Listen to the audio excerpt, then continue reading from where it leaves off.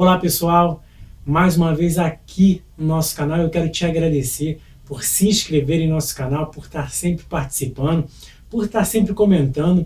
E a gente tem um debate durante a semana que é muito produtivo. O pessoal está sempre mandando perguntas, sempre participando, e isso é muito bom. E a importância também de nós termos esse retorno de como vocês estão entendendo os temas, os assuntos. E hoje não é diferente. Eu quero conversar com vocês a paraxá da semana, que é Shemini.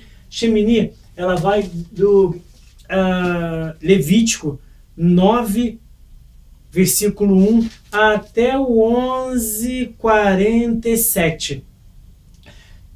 Você pode ler na sua casa Levítico 9, do versículo 1 até o 11:47. E eu queria comentar com você só o capítulo 10, o primeiro versículo.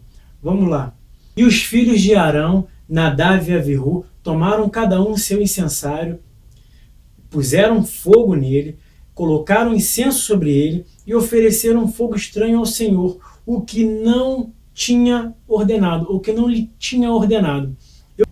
Eu queria ler só esse versículo com você, depois você lê a paraxá completa em casa, mas eu queria comentar só com você. Nadav e Avihu, os filhos de Arão, colocaram ali um fogo estranho, acenderam o incensário, colocaram o incenso dentro e acenderam um fogo estranho ao Criador, ao Eterno, e eles foram consumidos. Os sábios dizem que saiu um fogo de dentro deles e consumiram. Só que esse fogo não queimou o corpo deles externamente. Esse fogo, ele queimou internamente, tanto que a parte externa deles continuaram intactas. Depois vieram pessoas e retiraram o corpo inteiro, do jeito que estavam ali. Ou seja, o fogo foi interno, a chama que o consumiu foi interna. O que eu aprendo disso?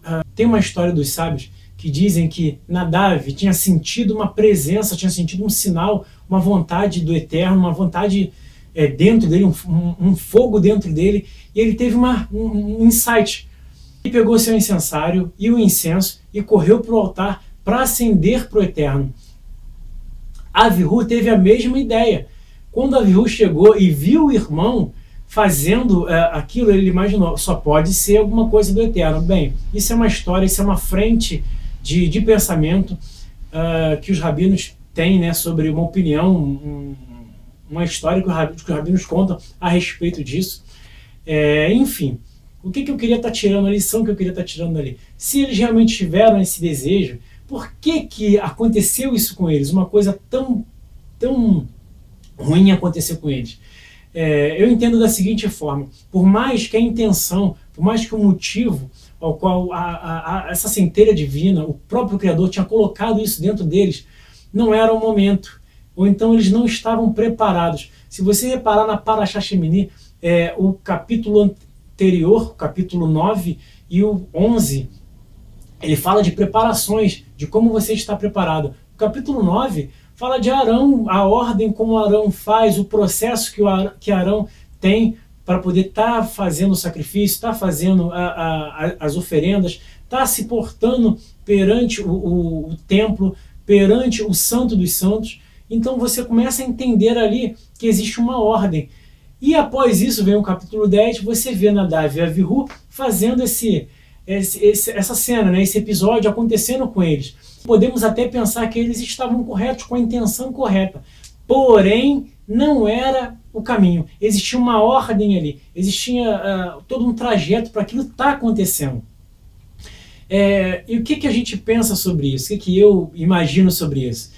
Poxa, então eu não posso fazer nada em relação ao Eterno, nada em relação ao Criador, nada em relação à conexão com a luz, a conexão com o Criador, porque eu sei que eu vou ser consumido, eu vou ser punido, alguma coisa vai acontecer, ou eu posso não ser aceito pelo Eterno.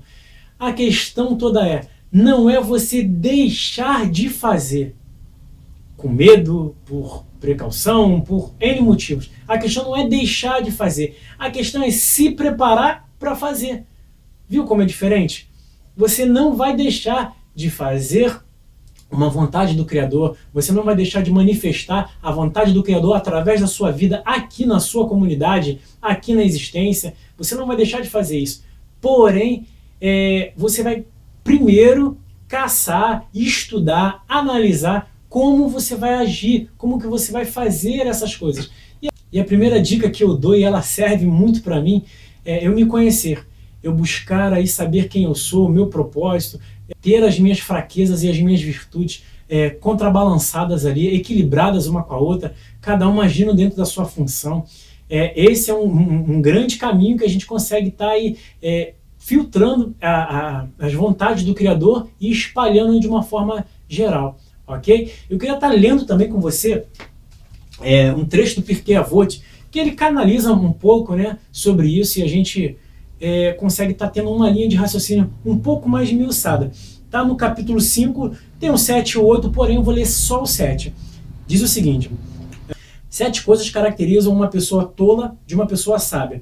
Um homem sábio não fala de quem o supera em sabedoria e em anos. O que eu entendo daqui? Depois você procura lá no Pirkei Avot, depois você procura lá no capítulo 5, no versículo 7. O que eu entendo daqui? Eu não falo perante uma pessoa, né? Não tomo uma vez perante uma pessoa que é maior do que eu, seja qual nível for, em sabedoria e até em anos. E a sabedoria eu levo pela linha de raciocínio que ela é um guia ali que a gente consegue estar discernindo as situações do dia e não só como elas vão aparecer para a gente, porém como nós vamos lidar com ela. E o sábio, ele consegue aí estar discernindo isso, e quando ele enxerga uma pessoa que consegue ter uma característica maior nesse sentido do que ela, ele não fala, ele observa, ele analisa essa pessoa e tenta aprender com ela. Ou seja, ele não pula aí etapas, né? Ele não pula hierarquia em relação a esse nível. Os anos, eu creio que são as experiências, que são as coisas ao qual aquela pessoa passou em determinados assuntos, que vão tornar ela mais experiente, vão tornar ela com um know-how melhor em relação àquele assunto do que eu, em relação àquele assunto ao qual eu não vivenciei. E só sei aquilo por observar, por escutar e tudo mais. Porém, aquela pessoa passou por tudo isso e ainda tem a experiência da vivência. Se você for parar para ver, no capítulo 8 de Shemini dessa paraxá, no capítulo 9 de Shemini dessa paraxá, Arão tem toda uma vivência. Arão tem os anos ali, ele simboliza os anos, né? Se você vê ali, ele tem a vivência, ele tem as experiências, ele sabe das linhas, da hierarquia, da logística, de como funcionava o templo, ele sabe de tudo ali.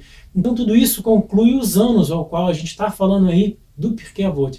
E a sabedoria é você olhar tudo isso e falar, poxa, eu não posso ultrapassar essas etapas, eu não posso ultrapassar esses limites, ok? Então eu queria resumir aí, a gente falou hoje da Parashá Shemini, capítulo 9, versículo 1 até o 11, 47, e falamos aí do Pirkei Avot, do capítulo 5, o versículo 7, ok? Então eu queria que isso tivesse somado, a gente balançou aí um pouco do que é sabedoria, balançamos o que é experiência, balançamos aí o que é a ordem, entendemos um pouquinho mais do que é a ordem, e entendemos também que não precisamos ficar com medo, com receio, sem vontade, desanimado em relação a lidar com o Criador, a lidar com a espiritualidade.